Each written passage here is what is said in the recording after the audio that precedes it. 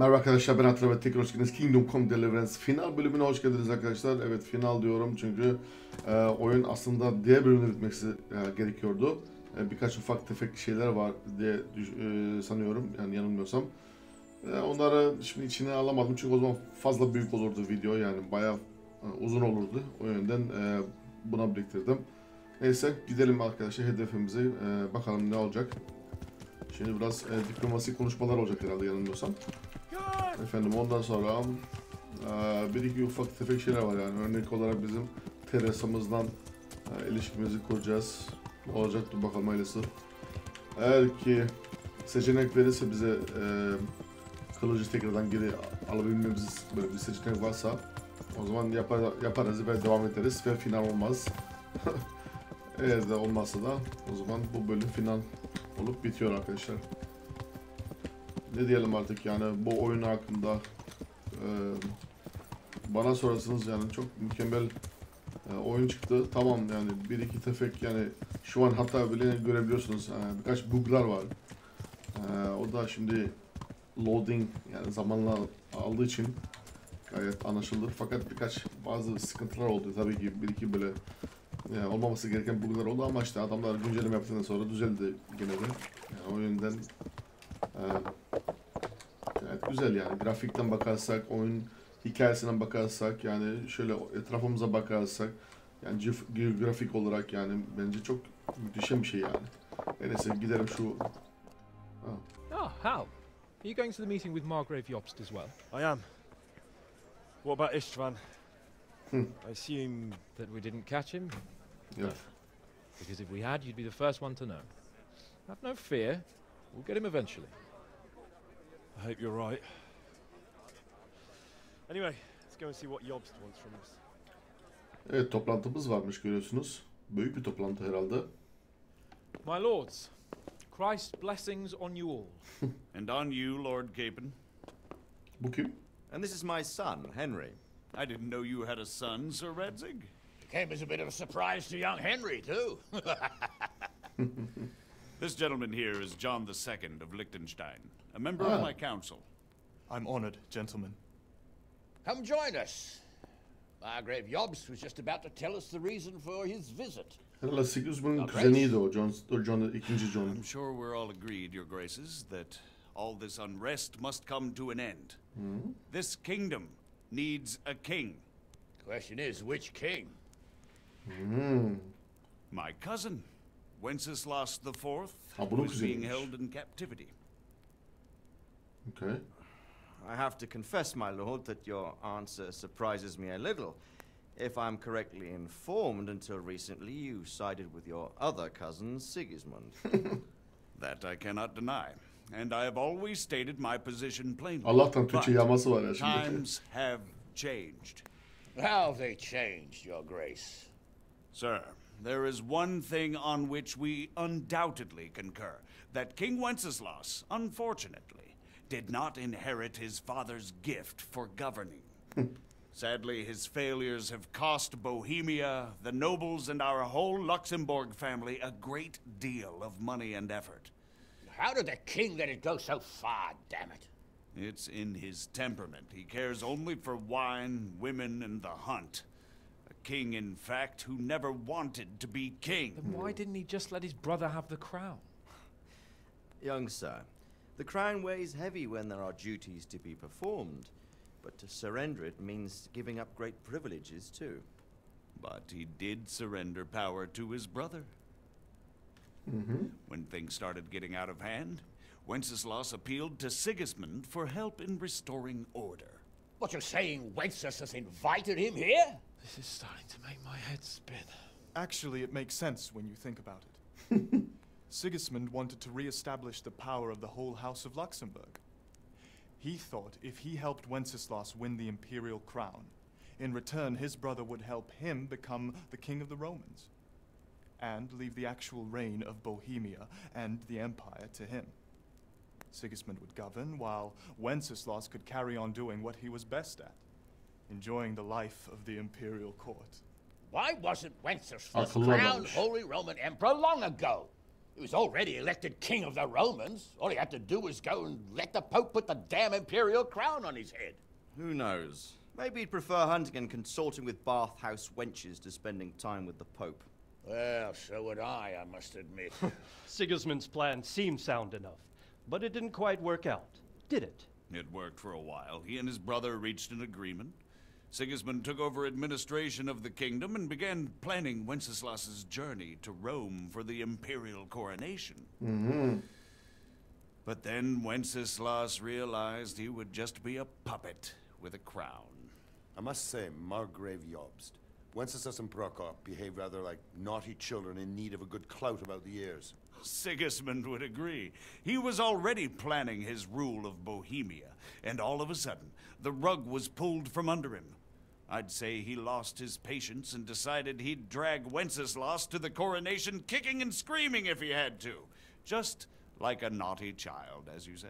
So he abducted him and your brother Prokop too, if I heard correctly. Correct. And you helped him do it, if I heard correctly. Yes, your graces, it's true. I was there when Sigismund abducted Prokop. I thought everything could somehow be settled, that we could make my brother see sense. But Sigismund just wanted to put an end to the dispute once and for all, whatever the cost. There was nothing I could do to stop him. And that's one of the reasons why I'm here. Bu da tam yılan ha. The worst of it is that it was all for nothing. Instead of putting a stop to the revolt, it escalated it, and the result is this chaos we have today. That's true enough, sir. But I must admit now, I'm not sure what your position is. The king is incompetent, but we must protect him? The simple truth, gentlemen, is that for all of Wenceslas's faults, we have no one else. So we'll have to make do with his idleness. People like him, though. But what can we do now? Sigismund has the League of Lords behind him. Otto von Bergolf, Heinrich von Rosenberg. The situation has gotten completely out of control. Now even the nobles of the League of Lords are realizing that Sigismund wasn't the right choice. So now Bergolf is on your side. Are we to assemble an army together with him and face Sigismund on the field of battle? We're not in Hungary now. Such affairs may be settled elegantly, without unnecessary hostilities or expenses. I have negotiated an alliance with the Hungarian bishops, the Polish, and of course the Czech nobility, against Sigismund. Every day he is losing the ground under his feet, and that's why I need your help too. What kind of help, though? Sigismund has a massive army, and Rosenberg, Berghof, and Prague are behind him. Do you have an army you could face him with? But that's not what I mean at all. There's been a revolt against Sigismund in Hungary, partly due to my efforts, and now he'll have to choose whether he wants to gain the Bohemian crown, which is a very risky enterprise, or hold on to the Hungarian one. He can't have both. And there's a tough struggle awaiting him in Hungary. I'm not sure he'll win, and Rosenberg and Berghof know it too. They're not stupid. If the Bohemian nobility stands together, they will turn. We are men of little consequence, Margrave. Radzig here lost everything because of his alliance with Wenceslas. Sir Divish came within a hair of the same fate. Even Rattay is defenseless against Sigismund and the League of Lords. What's more, your grace, King Wenceslas languishes in captivity in Vienna. He can't rule too well from there. And what do you propose? To sit with your arms folded till the Bohemian lands are turned to ashes like scarlets? We have to put a stop to this senseless war. And do you know, sir, what the true position of the League of Lords is? I'm not on the best of terms with them at this moment, so you'll have to ask them yourselves. Yes. Why not? I'll go and visit Berghof at his castle and we'll see what he tells me. You know, that's not such a bad idea, young sir. True. Though a little risky.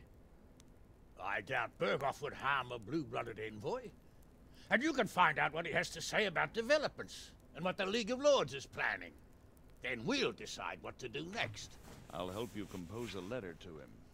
I'd like Henry to come with me. Why not?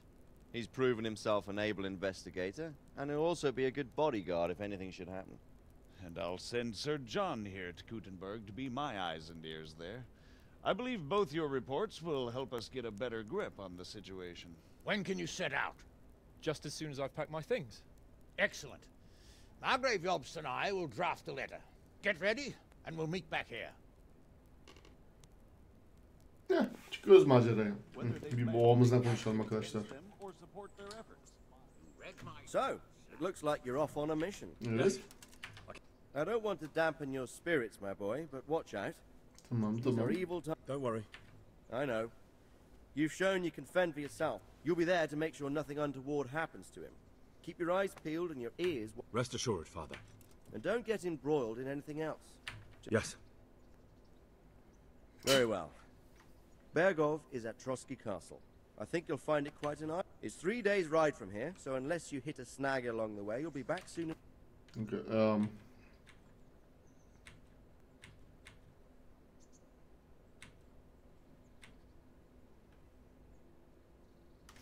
Şu genç adam Liechtenstein. That young man, Sir John of Lichten.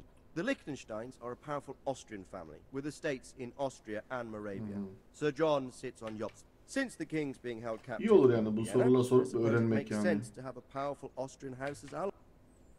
Tamam onu öğrendik. Palatinal Rupert neymiş? Rupert of the Palatinate. That's Rupert is the Prince Elector of the Palatinate. what's a Prince Elector?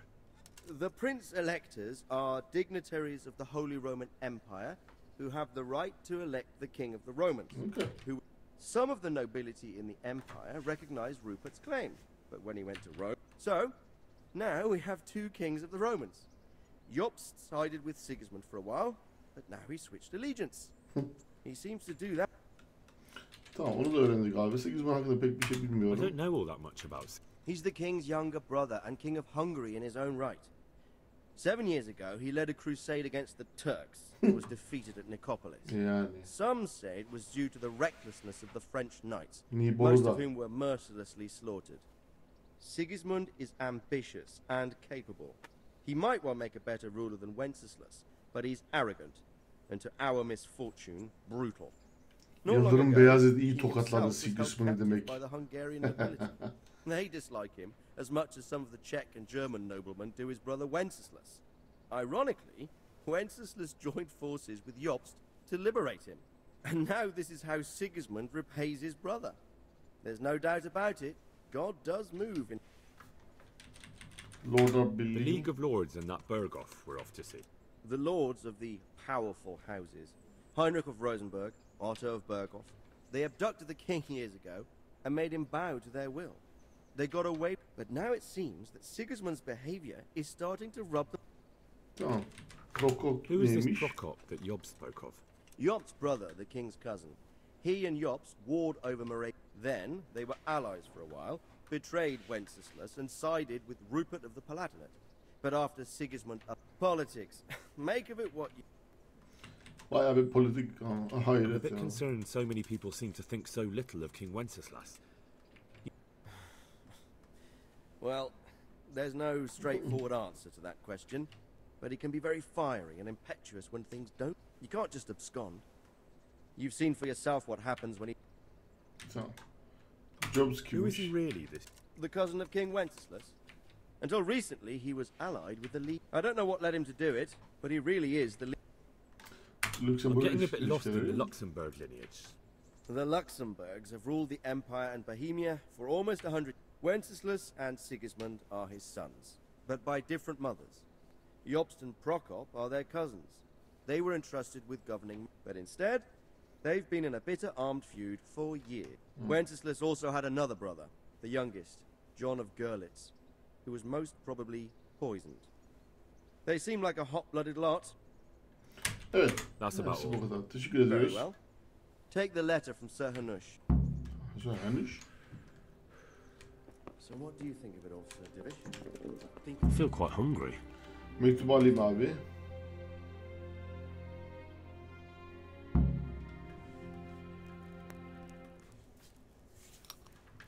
I believe we have written it well, gentlemen. Aferin Without a size. doubt.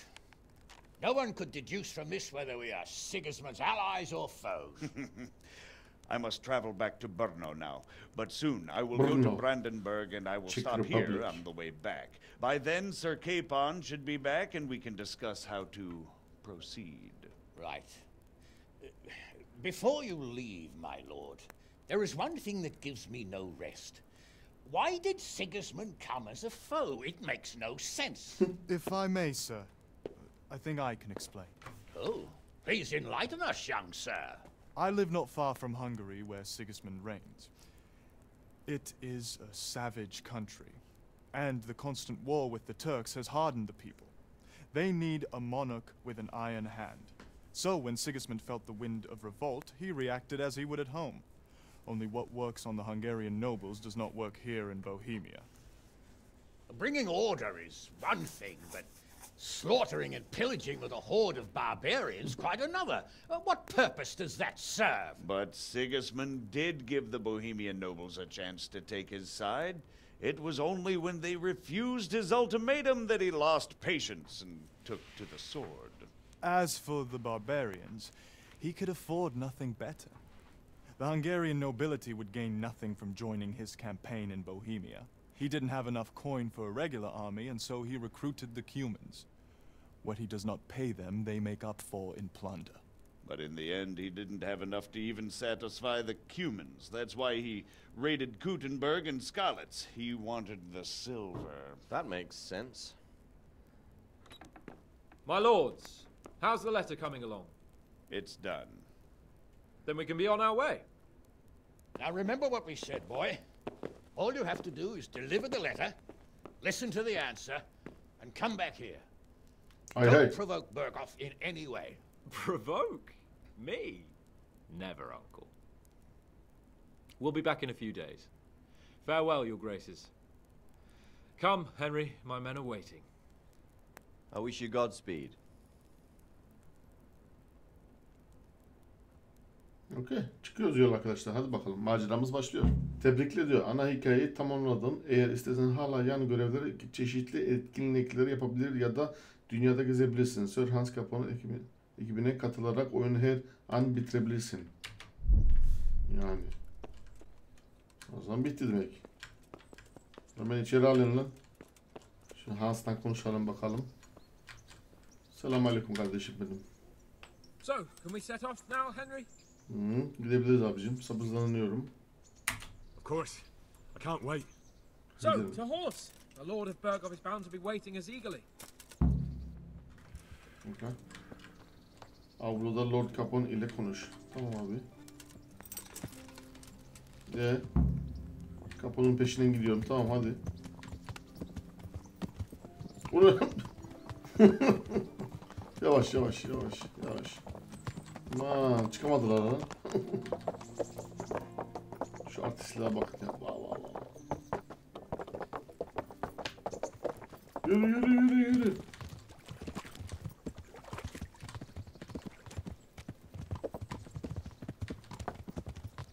Nereye gidiyoruz abi? Tam bunun peşine gidiyorum da. Nereye gideceğim de biliyorum ama tam olarak bilmiyorum. Dur bakayım haritada. Gösteriyor mu acaba? Yok. Yani bunu takip ediyoruz. So, how is life as a highborn bastard? I'm getting used to it. What about Rodzik? Has he accounted for not owning up to you the whole time? He explained it. Evet. All will be well, I think. Glad to hear it. It's far more acceptable for a nobleman to befriend a noble bastard than a blacksmith's son. Mind you, don't come to blows with a blacksmith, my young lord. God be with you, Henry. Abi beni buraya getirdi lan. Şuna bak. Hazine bulduğum yere getirdi beni ha. Size göstermiştim hatırlarsınız videoyu. Kalkan. Yine burada hepsi. Vay ya vay. O zaman bu mu yerleştirdi lan bunu buraya? Vay Allah'ın aslanı. What have we got here? Hey, entertainment. Great. Arkadaşlar oyun bitirmeden önce şöyle küçük bir görev var. Wow. Oh shit, kaçırdım. Dediğim gibi küçük bir görev var, onu bir yapayım. Onu ne? Adam içime giriyor ya, böyle bir şey var mı?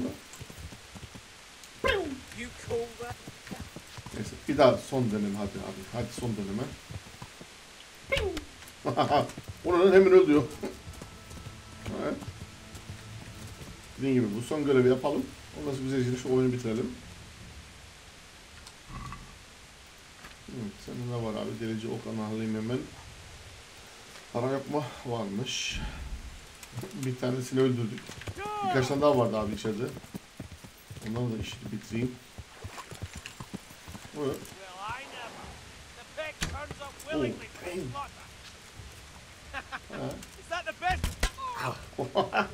Sen de beni mi vurdun yoksa? Bu gene beni vurdu. Ah. Ne vurma lan? Ah. Nasıl sıkalıyorum ya? Adam 1 metre bile değil. Onu da... Neyse. O da beni sıkalıyor. Şansa bak. Abi bir dur lan. Bir dur lan. Vurma lan. Vurma lan. Vurma lan. Tam şeyine vurdum herhalde ya. Şimdi okçuluğumu... Şeyimi çıkartmam lazım. Okçulukta çok kötüyüz. O ne lan? Adam nasıl böyle içime giriyor ya? Iskaladın mı? Al. Tamam, güzel oldu. Biri gitti. Şşt, alo. Abi valla bir dakika. Gözüne vurdum. Ölmedi yok. Oh. İyi vurdum ama ölmedi gene. Sus lan. Ben atın üzerindeyim. Oğlum. Ölmedi mi daha? Yok. Sen koş.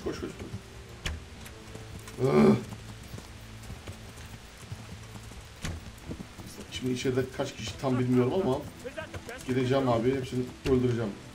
Ya sadist. Etkileştirdin, okey. Alın. Nasıl ölmedi daha hala? Oh shit! Niye peşimi bıraktın sen? Adam kaç tane vurdum, adam halen ölmedi yok. Bunu bir vuruşta öldürdüm yok. Oo, headshot. Halen.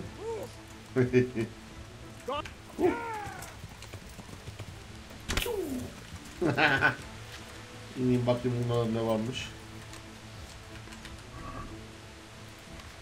Ver abi şunu, ha. Maymuncuk. Demek onun ismi maymuncukmuş. Ben böyle gireyim abi içeriye. Yoksa at yok. Kendi başıma böyle gireceğim. Evet, delikanlı var mı lan aranızda? Varmış orada bir tane. Hey. Benim. Görmüyor musun oğlum? Seni vurmaya çalışıyorum okla. Neyse. Dur. Ah, terbiyesiz.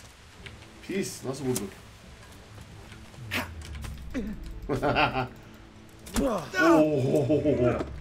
Bakalım abi nasıl hızlı öldüreceğiz bunları. Of, çok güçlüyüm lan. Süper güçlüyüm lan. Yani ay. Öldü.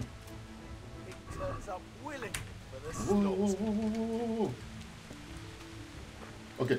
Sol. Sağ. Hareketi. Aferin sana. Aferin sana lan. Sen iş biliyor musun oğlum sen? Okay. Madem senin kalkan var abi, o zaman ben de biraz dikkatli oynayayım o zaman şöyle. Ama küfür etmesek valla çok iyi olacak da. Şimdi ben de küfür edeceğim. İyi olmuyor yani. Şöyle bir tane bir sokayım. Olmadı.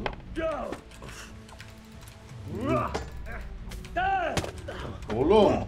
Kontratak iş yapsana lan işte sana.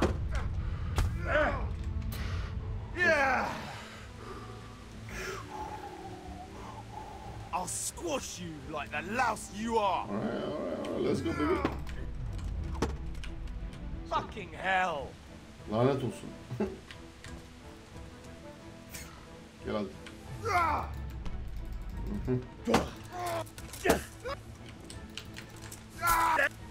Oh.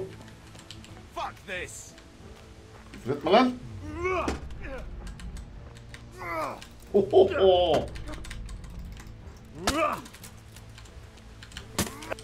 Oha oha oha lan.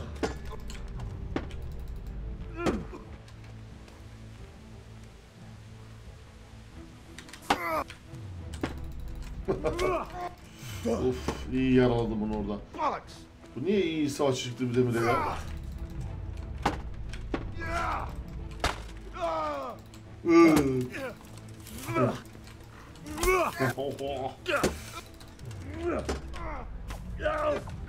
Abi kontratak yaptırma işte adama ya.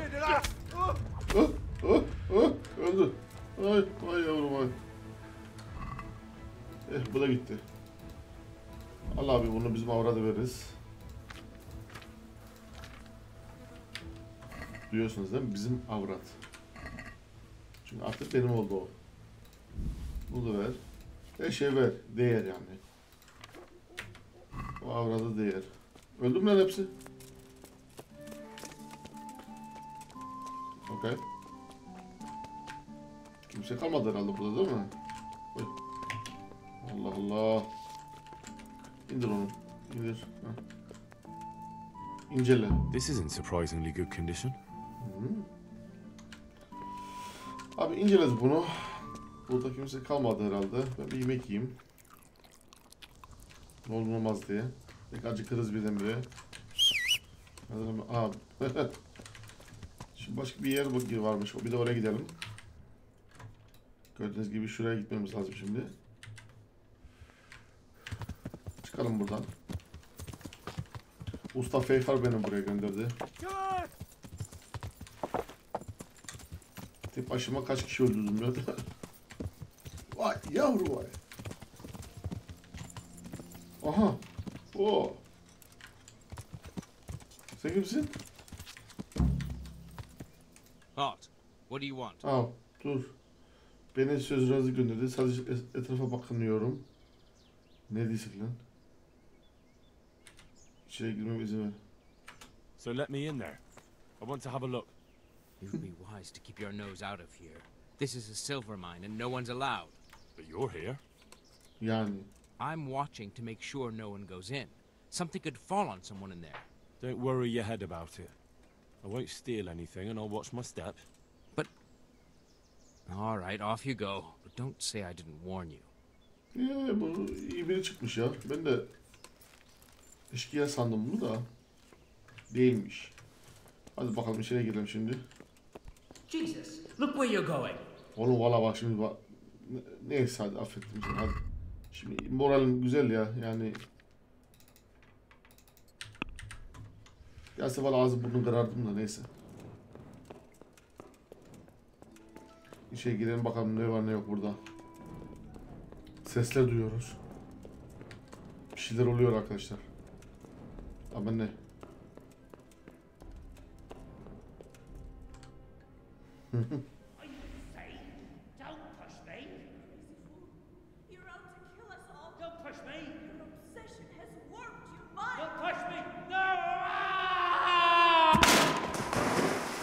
Şuş. Hey, do you hear me? Can you hear me? Are you alive? Come on, say something. What? Hey! Hey, you there! What have you done? Me? It wasn't me. It must have been one of your lot pushed him down the shaft. Allah Allah. If you hadn't come sniffing around, none of this would have happened. What's my being here got to do with it? Yani. What the fuck's been going on? Whatever it is, now you've got a murder to answer for. Ya. Only if someone finds out. Beni söylezi gönderip mantıklı olun. Listen, neighbours, don't be stupid. You don't want to add another murder to the count. It could have been an accident. You know that was no accident. Or maybe you came to blows, pushed him down, and then we had to stop you. That's ridiculous. If you all clear off out of here, I promise nobody will be asking what happened. Why add to your troubles? Hey! Where are you going? You're not going to abandon us, are you? Not after all the good times we've had together? Don't you remember how we took care of everyone? Hey! Herkes kaçmış. Bir bu kalmış. Oy, abo bir şey göremiyorum lan. Yo yo yo. Hile lan o. Hey. Oh shit. Al lan pislik. Geberdi mi bu? Hehe bu öldü bu.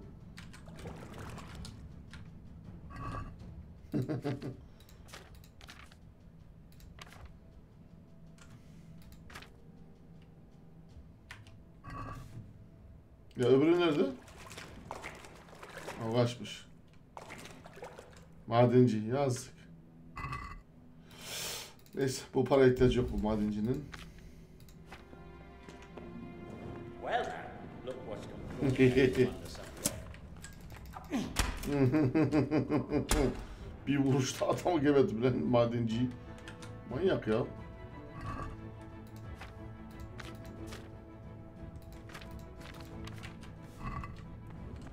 Ne gerek vardı oğlum ya? Ne gerek vardı? What have we got here? Entertainment. Great. Oh, wait! Ya.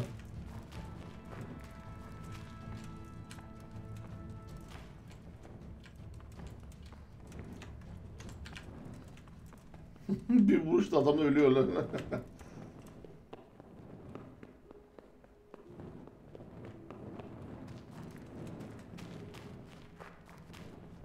What was that noise?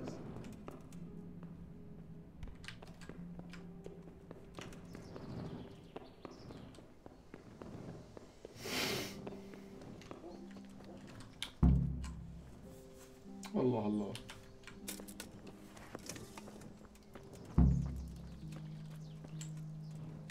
Dur biraz fare bilgilendireyim abicim. Tamam.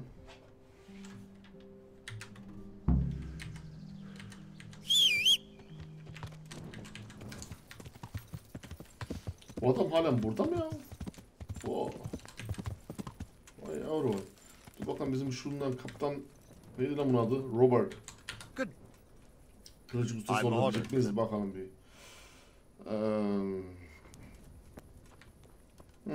Burada herhalde değil mi? Evet buradaymış. Konuşalım.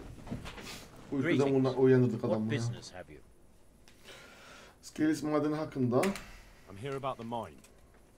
Excellent. So what did you find out? Bulun diyor.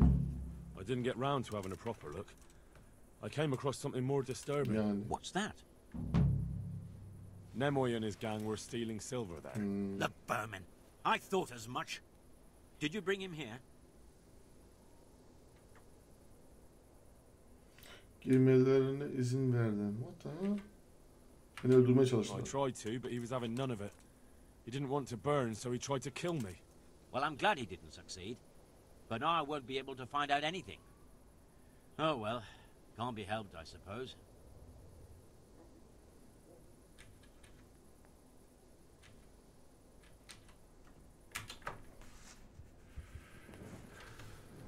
Okay. Hey, watch it.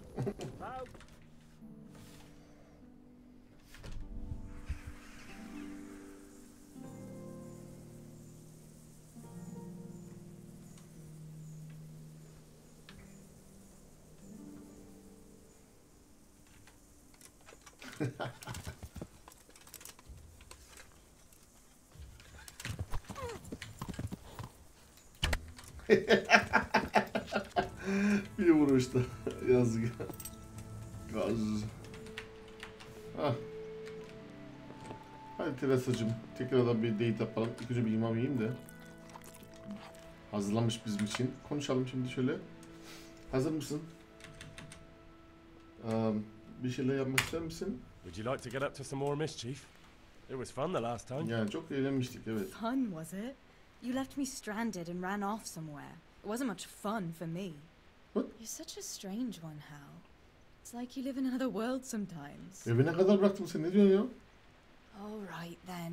But if you leave me stuck somewhere this time, don't bother to come courting again. Shall we play blind man's buff? That's really what you want to do? I know it's a game for children, but I always liked it, and I won't feel stupid playing it with you. Oh, okay. All right, why not? ne tür Then fantazi follow me. varsa hadi bakalım yani ne diyeyim yani. Şunu bir ihtiyacım yok şu an şuna. Ne koşuyor bu kız ya? Nobody will see us here in this bar. Öyle mi? Are you shy? It's a game for little children. Of course I'm embarrassed. Well, adults play it too, you know. But only when they're drunk. Ya, bir şey demiyorum yani, görüyorum sadece. Kız ne diyorsa biz de takılıyoruz. Okey. Takip ettim.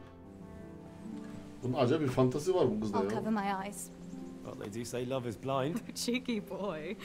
But this is a game you won't be winning. I've got ears sharper than a bat. And I'm as stealthy as a cat. You'll never find me. We'll see. But if you leave the barn, you lose. Come here.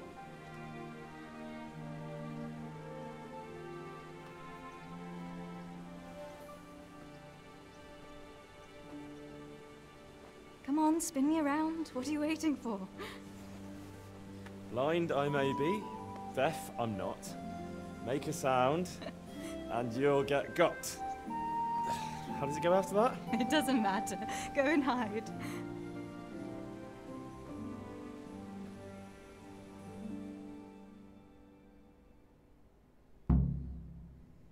Here? Dur. Bir saniye. Bunları hemen kaldırayım. Bir dakika. One minute. Ha. Kaldır. Beni o zaman hiç yakalayamaz şimdi. Bu dursun ha. Okay. Şimdi beni hiçbir zaman yakalayamaz işte şimdi. Bunları da kaldır. Oo.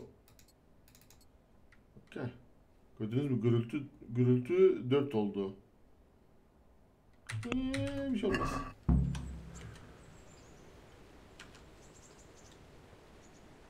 Okay. Feras'dan saklanıyorum abi. Where are you? Bulamam beni kızım. Şu an acayip bir ninja hareket yapıyorum ben. Seni asla bulamaz. Çıkma dışarıya. Ha!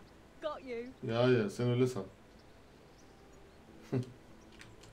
I'm stealthy like a ninja. Öp. Just you wait.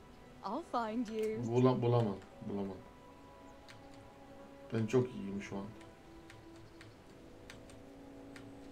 Bak gördün mü? İmkansız yani. Hop. Tamam yakalanmadık ya. You're a sneaky one. How come I didn't hear you? Ninja. Oh no. Tersine Clothes out to dry. kazanmasını We have to izin bring them in before they get soaked. What the hell are you doing? Bak bir şey yapmadım ya. Oh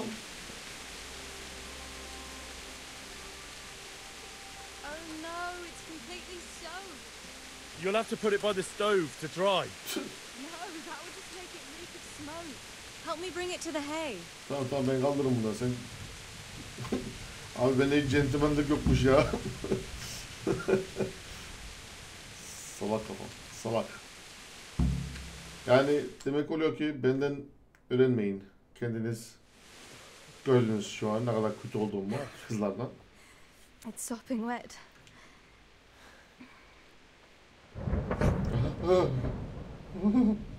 Not afraid of thunderstorms, are you? Not anymore.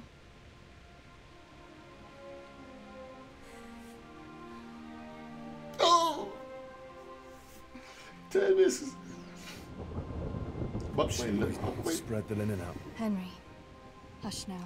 Sus çok konuşuyorsun sen. Just, okay, time out. 15 yaş küçük hemen kapatın. Oha. God damn nigga. Oh shit. Oha. Oh damn. Of. God damn. Şaka mı diyor benim böyle? Ulan bu hardcore lan. Saklambaç yaptık anasını satayım ya. Wow. Jackpot. Neyse sizi uyardım yani 15 yaşından küçük hemen kapatın dedim. İnşallah bakmıyorsunuzdur ha. Daha bakmayın lan. Shit. Şoktayım şu an yani. Tekrardan şoktayım yani.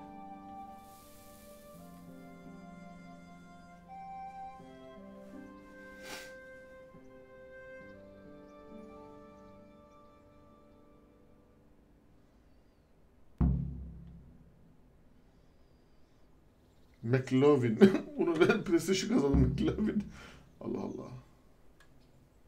Bu Bakire değil miydi ya bu kız ya? Allah Allah.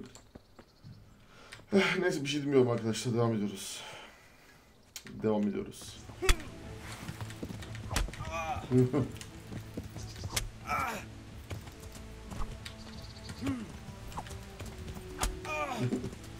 gonna enjoy this.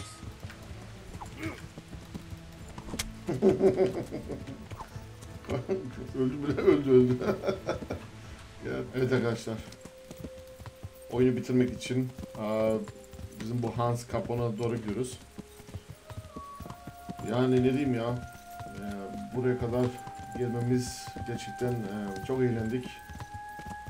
Oyunu çok sevdim. Hikayesinden tut efendime grafiklerinden oyun şekli müthişemdi yani. Oyun belki biraz kısa olabilir ama yine de değdi yani. İşte dediğim gibi çok güzel yapılmış yani. Ardından bakışlarınızda şu an melodramatik bir şarkı var. Ben biraz şöyle yavaş yavaş gideyim. Yani efendim bunun herhalde büyük ihtimalle DLC'si çıkar abi. Evet ikinci bölüm çıkar bilmiyorum artık tam net bilgim yok. Onun için bir şey diyemiyorum. Bizim adamlar burada bekliyor beni. Yani bizim görevimiz biliyorsunuz biz başka bir yere gideceğiz. Ama biz oraya göremeyeceğiz yani oyun böyle bitecek. Ben bundan bir konuştuktan sonra hemen oyun bitecek işte dediğim gibi.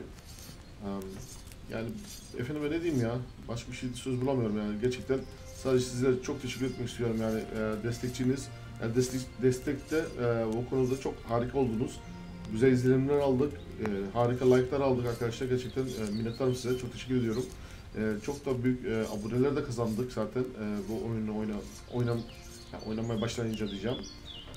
Tabii ki diğer Total War'cılar olsun falan yani başka oyun seven arkadaşlar varsa kusura bakmayın ama zaten ben Total War Atilla Nın serisini en son serimizde açıklamıştım. Yani siz izlemiyorsanız arkadaşlar o zaman benim yapacağım bir şey yok yani ben sonuçta videolarımı açıklıyorum yani planım projemi falan. Şimdi zaten yeni Total War serisi geliyor. Thrones of Britannia geliyor efendime ve hatta Three Kingdoms geliyor. Yani ben onları bekliyorum şu an. Total War Attila bitti yani öyle diyeyim. Ama tabii ki Total War Attila'nın Game of Thrones'u ve de Yüzükler Efendisi yani Rise of Mordor, tarihsel savaş yani bu senaryolar onlar tabii ki bitmedi yani onlar devam edecek ama seri campaign olarak hayatta başlamam da yani. Yani hayatta demeyeyim de yani şimdilik başlamam yani gerçekten bayağı bir seriler var efendim yani. Oyun listemize bakarsanız zaten bir sürü farklı uluslarla oynadım. Başlangıçtan sonuna kadar bitirmişimdir. O yönden yani efendime dört gözünden ben Thrones of Britannia ve hatta şeyi bekliyorum yani Three Kingdoms'u bekliyorum arkadaşlar. Ama Total Warhammer 2'den henüz serilerimiz bitmedi. Onlardan devam etmek istiyorum bir de. Ondan sonra farklı oyunlar geldiğinde onları da oynamak istiyorum arkadaşlar. Aynen bunu oynadığım gibi. Gördüğünüz gibi tutuldu kanalımızda. Bayağı yani efendime güzel oldu yani o şekilde düşünceyle arkadaşlar. Yani böyle tür oyunlar oynamak istiyorum. Ve hatta biliyorsunuz Mountain Blade Bannerlord çıkacak yakında ikincisi. Tabii ki dört gözlü bunu da bekliyorum. Yani onu ben mecbur oynamam lazım. Şimdilik Mountain Blade Warband Game of Thrones serisini çıkmayı düşünüyorum. Ne düşünüyorsunuz onun hakkında yorum yapın arkadaşlar. Yani ilk bölüm bir inceleme olarak yapacağım. Ondan sonra bakarız hayırlısıyla. Stork kabilesi olarak başlamak istiyorum. House of Stork. Neyse arkadaşlar şimdi konuşalım şundan. Ve tekrardan hepinize teşekkür ediyorum arkadaşlar. Baştan sonuna kadar izlediğiniz için. Aboneleri için yeni aboneler hoş geldiniz dileğiyle. Ve teşekkür ediyorum sizlere tabii ki. Hoş geldiniz diyoruz.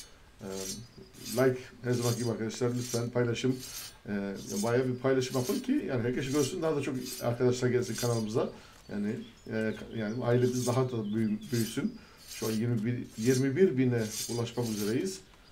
Şöyle bir 30 bine çıkalım da Ondan sonra bakacağız arkadaşlar ileride. Neyse bir Hans Capone'la şimdi konuşayım. How about it, Henry? Can we go? Evet. Are you ready for this? Hazır mı abicim?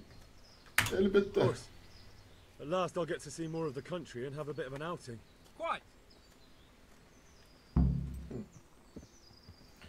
Hans Capone. Let's get to it then. I finally have the feeling we're doing something worthwhile. We're helping to save the king. Yes. Instead of saving his drunken majesty, I'd rather find that horseman who murdered my parents, get the sword back from him, skewer him with it. Cheer up, Henry. I have a feeling you'll get your chance one day, and it won't be long in coming. Forward, men! Audentes fortuna juvat! Oo, Audentes fortuna juvat var. Wow. Harika. Oo, son. Yay.